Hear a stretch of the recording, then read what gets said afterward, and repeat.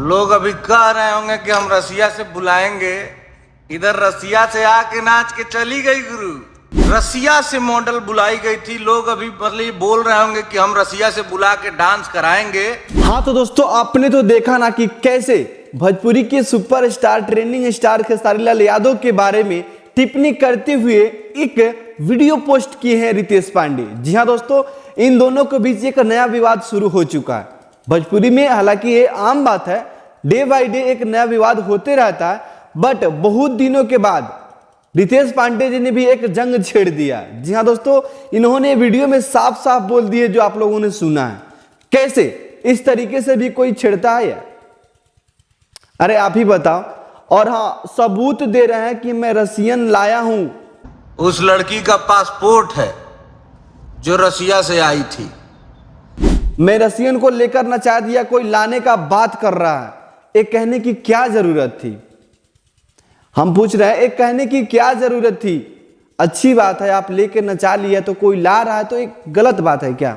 चलिए दोस्तों, अब बात करते हैं कि आखिरकार ये जो रसियन गाना है, ये रियल में रसियन गाना किसका है? ट्रेंडिंग स्टार खेसारी लाल यादव ने चोरी किए हैं या फिर झूठ मूठ के झूठ पे इल्जाम लग रहा है इनके ऊपर?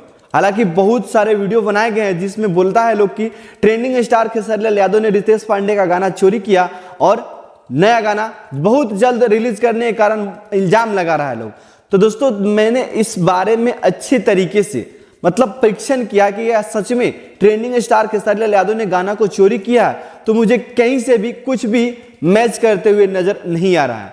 हालांकि ना इसका टाइटल मैच है और ना ही इसका म्यूजिक मैच है, ना ही इसमें जो लिरिक्स है, जो लाइन का यूज किया गया वो लाइन मैच है। सबका सब डिफरेंट है, कहीं से कोई मैचिंग नहीं है। फिर भी ये अफवाह न्यूज है कि खेसारी लाल यादव ने इस गाना को चोरी किया है, ये बिल्कुल गलत बात है।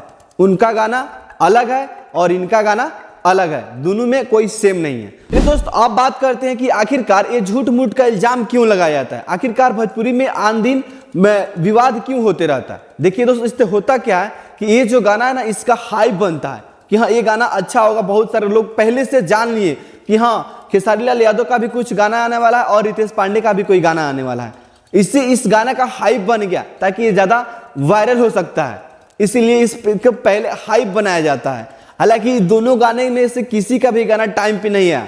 खेसारी लाल यादव का गाना 3 बजे आने वाला था, ये भी लेट आया है, और रितेश पांडे जी का गाना तो और लेट आने वाला, बात एक दिन पहले आ गया भाई। कारण क्या है कि हाँ मेरे को बोलेगा नहीं कि कोई मैं चोरी किया हूं। तो दोस्तों, ये गाना किसी का कोई चोरी नहीं किया है, दोनों आदमी का अपना अपना गाना है, अपना अपना कंटेंट है। बाकी इस सब पे ध्यान नहीं देना है। आप लोग दोनों गाने को प्यार और आशीर्वाद जरूर से दीजिएगा।